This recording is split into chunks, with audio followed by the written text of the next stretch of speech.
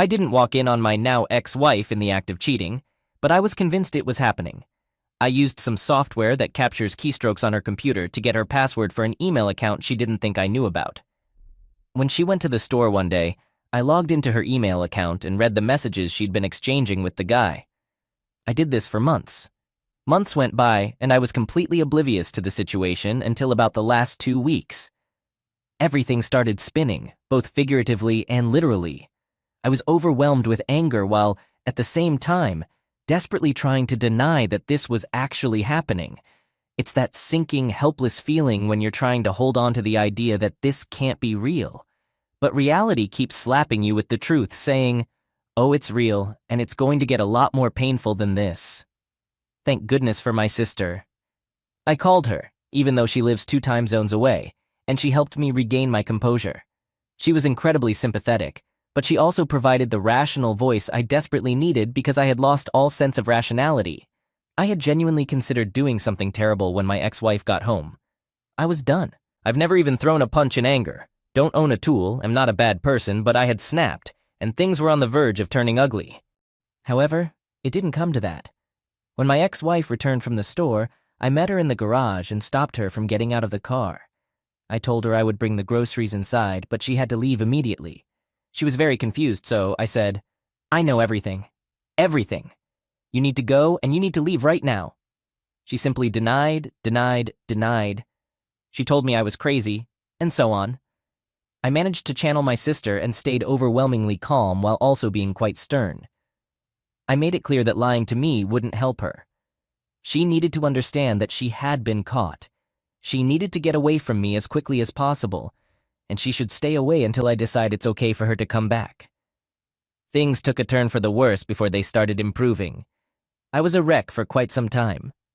In the following weeks, I actually tried to forgive her. I allowed her to move back in, persuaded her that we needed counseling, and even experienced a hospital stay after collapsing at work due to a combination of stress and lack of sleep. This incident frightened her and made the situation very real. She requested my forgiveness, although she never said she was sorry, and claimed she was ending things with the other guy, committing to saving our marriage. A week later, that suspicious feeling crept back in. She was in the shower, and I still had the keylogging software on her computer. She had no clue how I'd discovered her, but she had changed the password to that email account. I logged into her email once again, and I found out she had been with the guy the day before. I lost it, but this time my anger wasn't directed at her. It was aimed at him. I had his home address from an earlier email where he gave her directions to his house for a rendezvous after work. I punched his address into my phone and drove to his house. By some stroke of luck, he wasn't home. I wasn't armed and had no clear plan, just an intention to confront him physically until either he was incapacitated or the police intervened. But he wasn't there. His mother was, as this 41-year-old guy, I was 33 and my ex-wife was 29, still lived with his parents. His mom appeared to be a sweet elderly lady, so when he wasn't there, she asked if she could pass on a message. I replied, "Sure, tell him Dave stopped by. I'm sure he'll be pleased to hear that." I then drove to a friend's house nearby, and he contacted several other friends to gather there with me because I was obviously in a pretty messed up state. Fortunately, I have wonderful friends and family who prevented anything bad from happening and made sure I didn't do anything to ruin my life.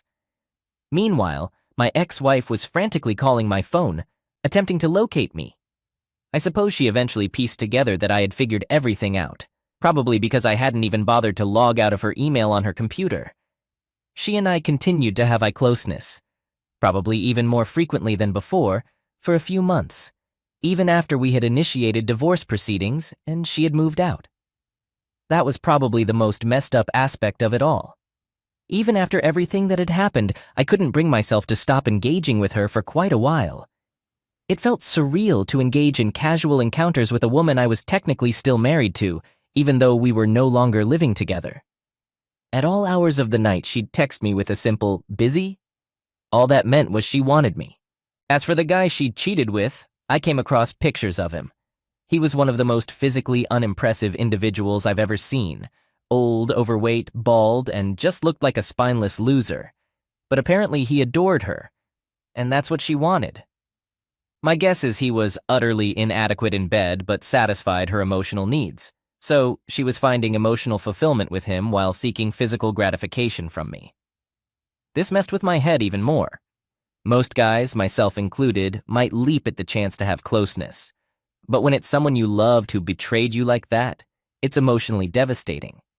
Eventually, I came to realize this and decided to cut her out of my life. The last words I ever spoke to her were on the day of our divorce, in the courtroom, so it's on the record. Lose my number.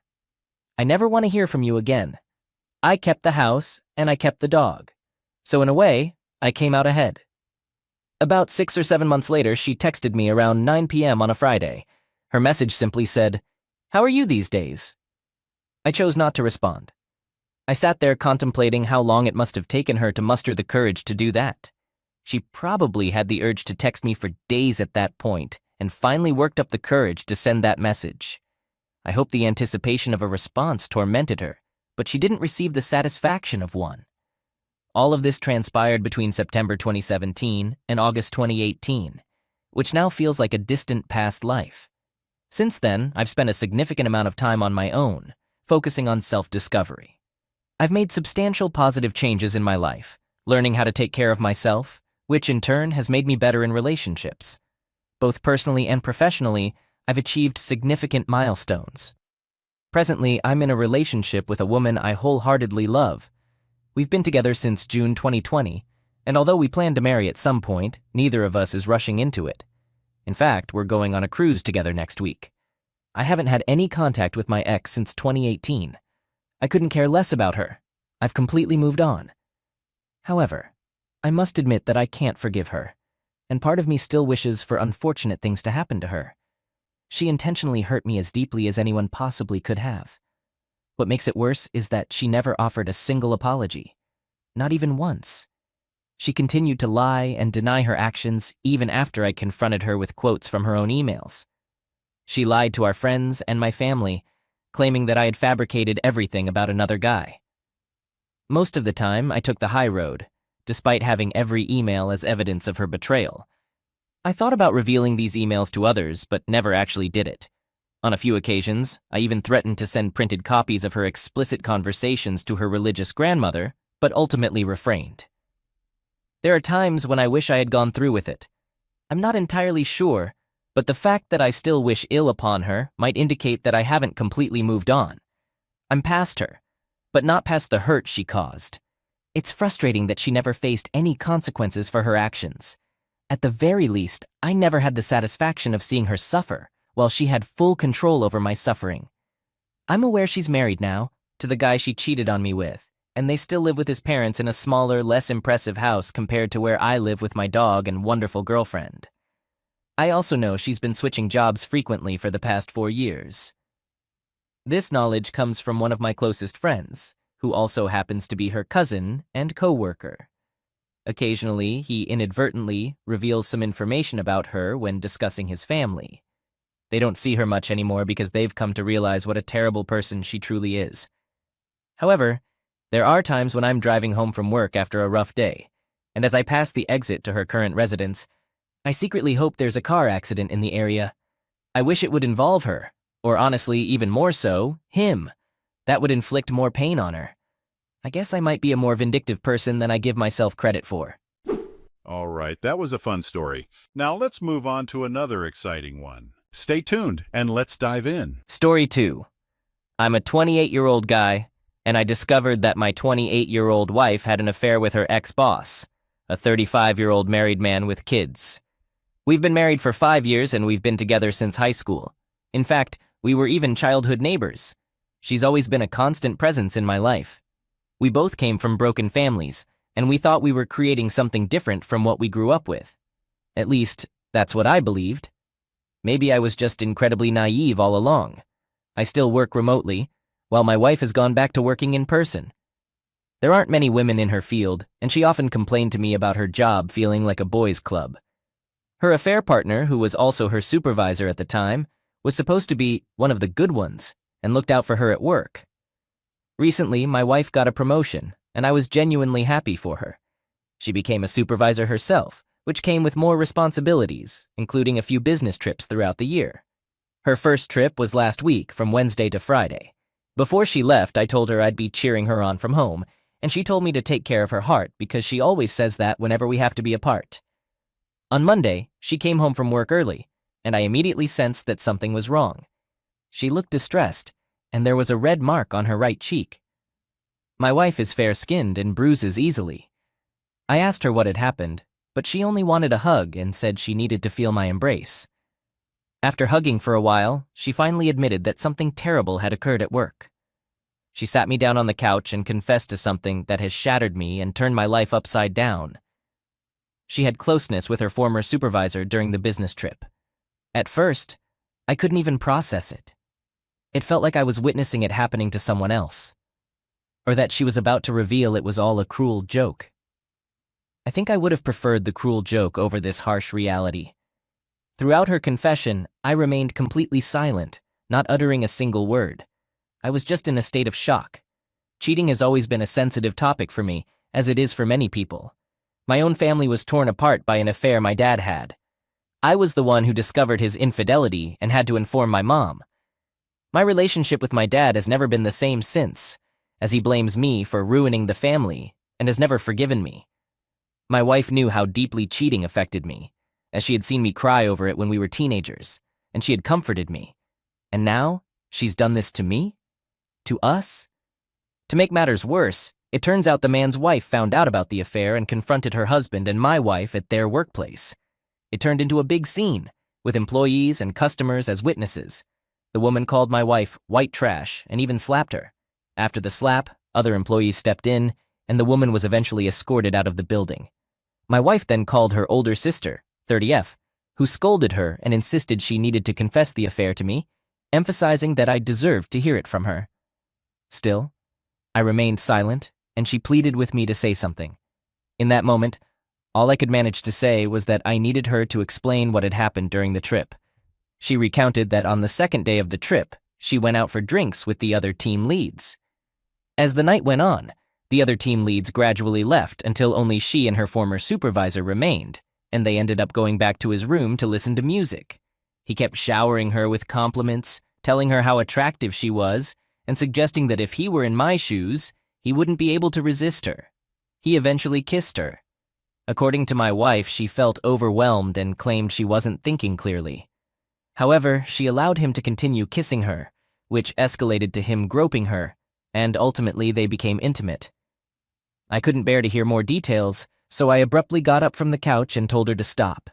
She extended her hand toward me, but I moved away, instructing her not to touch me. She broke down in tears, offering profuse apologies and pleading for forgiveness. She kept emphasizing that it was the gravest mistake she had ever made, expressing self-loathing and wishing she could undo it. She repeatedly professed her love for me, insisting that she loved only me and that alcohol had clouded her judgment. I informed her that she needed to leave immediately, urging her to call her sister to come pick her up.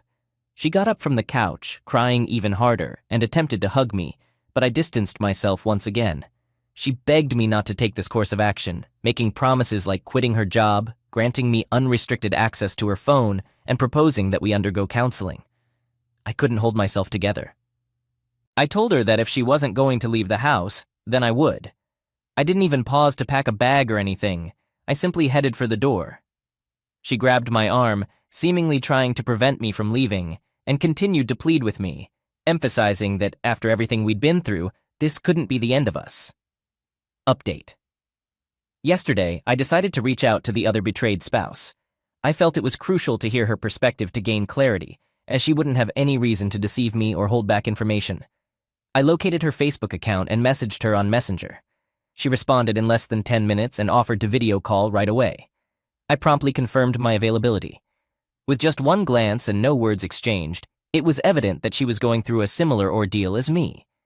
She mentioned that shortly after being escorted out of the workplace last Monday, she actually attempted to get in touch with me, but couldn't find my contact information. In fact, one of the last things she told my wife was a threat to inform me about the affair.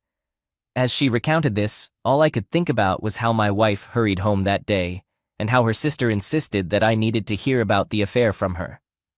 I inquired if she knew more about what happened during the team lead trip, or if it was indeed just a one-night stand. I also asked how she found out about it. What she shared with me confirmed my worst fears. The affair had been ongoing before the trip, and she had documented proof in the form of text messages that indicated an intense emotional affair. OBS shared all this with me through screen sharing, and I could hardly keep my composure. She explained that back in January, she noticed her husband becoming distant and disinterested in their relationship. There were instances when she saw him texting my wife, but he dismissed it as work-related conversations. The day before the trip, she visited the workplace to drop something off that her significant other had forgotten.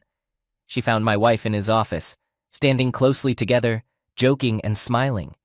The atmosphere between them seemed flirtatious. When they noticed her, they quickly separated, and my wife appeared panicked while her husband attempted to act nonchalant. It was at that moment that OBS became certain something was going on between her husband and my wife, but she chose not to confront it, wanting undeniable proof that her husband couldn't deny. After the trip, her significant other became even more distant and dismissive. That night, she waited until he had fallen asleep and then checked his phone. She went to his text conversation with my wife, where everything was laid bare, explicit texts exchanged before the trip. It began as emotional infidelity, with some messages from the other man stating that he couldn't concentrate at work whenever my wife was around. In these texts, it was clear that the other man was the one pursuing my wife, but it didn't make much of a difference because she never rejected his advances. Some of the texts before the trip had the other man blaming his wife and venting about repeated miscarriages. It was truly disgusting the way he spoke about her to my wife. He repeatedly mentioned how he might need a woman like my wife. There were texts from last Thursday night with the other man inviting my wife to join the team for drinks, and texts he sent her the following morning that strongly indicated they had closeness. At this point, my wife hadn't replied to him since Thursday night. I didn't think it was possible for me to feel any more pain, but here I am. The other betrayed spouse mentioned that it took all her strength to remain calm because she didn't want to wake her twins sleeping in the other room. She decided not to wake her husband or confront him right away. In her heart, she had already moved on from him, feeling that he had crossed a line that couldn't be crossed back. She confessed that she was angrier than she had ever been in their marriage, and she was determined to hurt him in the same way he had hurt her. So she put on a facade, pretended everything was normal, and waited until Monday to expose him at work in front of his colleagues, subordinates, and customers. She explained that this confrontation had been building up for a while. It happened by chance that my wife was at work that day too. When the other betrayed spouse saw my wife with the other man and another coworker, she decided to confront my wife as well. My wife attempted, unsuccessfully, to get her to calm down. The other betrayed spouse then mentioned that her husband had shown no signs of remorse, only anger at her public outburst. I learned from her that the other man was fired the day after the confrontation. She also kicked him out of their house, and she shared that one of the most challenging aspects was explaining all of this to her twins. I understood this, having witnessed my own mother do the same after my father's actions. She said this entire ordeal had revealed her husband's true character. Despite her husband pursuing my wife, she believed my wife still played a role in the affair, and as a woman, she had no sympathy or respect for my wife. I reassured her that I didn't fault her for feeling that way. She had every right. Surprisingly, she even apologized to me for her husband's involvement in the affair. I was momentarily speechless and then apologized for my wife's part. She mentioned that we were now both members of a club we never wanted to join, a club our significant others had forced us into. She inquired about my wife and me, and I informed her that I wasn't currently living with my wife. We wished each other the best, exchanged numbers, and left the door open for future conversations. Part of me felt a sense of satisfaction that the other man was losing everything, his job and his family, and perhaps he was experiencing suffering as well. However, I wasn't proud of that feeling. Simultaneously, I felt immense anger toward my wife for what she had done to us, for breaking our vows, and for jeopardizing my health. We had love after she returned from the trip, and the post-trip texts suggested that protection may not have been used. I am aware that I need to re-establish contact with my wife to discuss the information provided by the other betrayed spouse and request a timeline. Update. Hello everyone, here's an update on the situation. I've been maintaining light contact with my wife. She texted me about her post-suspension meeting and an hour later informed me that she had been fired. She still appeared the same as on Sunday. She mentioned that she had completed the timeline, and I told her I would come over tomorrow. She expressed that writing the timeline was one of the most challenging tasks she has ever undertaken, second only to our current separation. My mom offered to accompany me for support, clarifying that she wouldn't enter the house but would wait in the car. I believe she was concerned about my well-being during the drive back. I accepted her offer, and we drove to my wife's location. She was waiting for me inside with a 2-page document. She appeared anxious, and I sat beside her on the couch, reminiscent of day. I asked her to read the timeline, which surprised her, evident by the fear on her face. We have always been in tune with each other, and her fear only intensified my anxiety. I explained that I needed her to do this for me, and after a moment she complied. It was crushing on day, equally crushing when I spoke to the other betrayed spouse, devastating when my wife admitted to the emotional affair, and it remained just as crushing now. The timeline covered the period from when my wife was hired until today.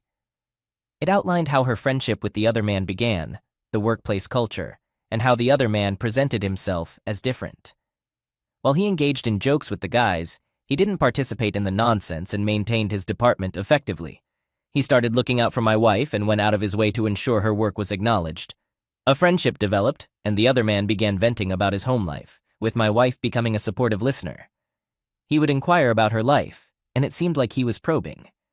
She shared details about her mother's relapse. He became more outspoken in venting, and she regrets not speaking up earlier, but her perception of AP as one of the good ones clouded her judgment. At work, co-workers teased her for being AP's favorite, among other things. She didn't share this with me because, at the time, I was dealing with issues involving my dad, and she felt her problems were insignificant in comparison, not wanting to burden me. Instead, she vented to AP, which kick-started the emotional affair, and now AP was privy to problems I knew nothing about.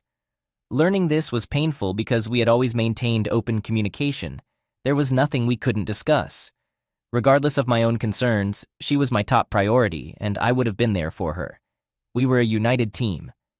AP began flirting at work and via text messages, and she reciprocated. He mentioned an upcoming promotion and expressed his desire to ensure she was considered because she was one of the top employees. After the promotion, he hugged her, marking their first physical contact, and humorously suggested she could thank him later. During a team outing for drinks, they separated to their own table, where he vented about OBS and his children. They proceeded to his hotel room under the pretext of listening to music and continuing the celebration of her promotion. He played music and commented on the view from his room. He pulled her close and engaged in some dancing, repeatedly expressing how attractive she was and how he wouldn't be able to resist her if he were in my shoes. Eventually, he kissed her, causing her to freeze up. Her thoughts shut down, and her emotions were absent. AP began touching her, leading to closeness. She did not have a peak, and AP finished quickly. He remarked, "That was quite the celebration." Subsequently, he fell asleep. She discreetly left the bed and returned to her room. She immediately entered the shower and vigorously scrubbed her body, but she still felt tainted. She didn't sleep that night, spending it in tears as she thought about me. The following morning, there was only one meeting scheduled, but she didn't attend. AP called and expressed disappointment about missing another chance in the morning. She was providing minimal responses, and he inquired if something was wrong. However, she lied, claiming to be hungover. He offered to cover for her at the meeting and suggested the idea of extending their stay by another day. She was terrified of telling me what had occurred because she understood that cheating was an absolute deal-breaker for me. She devised a plan to end the affair by limiting her communication with AP to work-related matters. Upon reuniting with me, she returned home early, burdened by guilt but acting as if nothing was amiss. On Saturday morning, she initiated closeness in an attempt to cleanse herself of her actions, but she only felt worse because she had been with AP without using protection. On Monday, AP took her aside, and she told him they should leave what happened in the past, acknowledging it was a mistake.